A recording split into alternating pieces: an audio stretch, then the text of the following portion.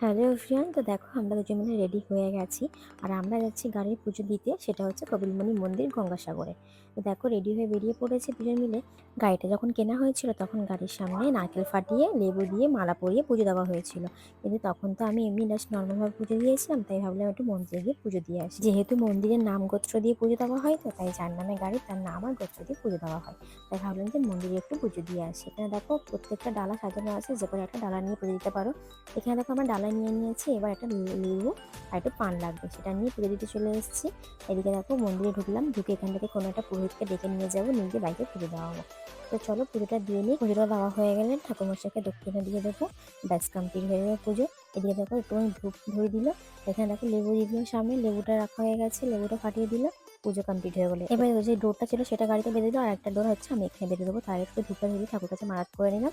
আর পুজো complete, চলো এবার বাড়ি ফিরে যাবে। এই ছিল আজকের ব্লগটা।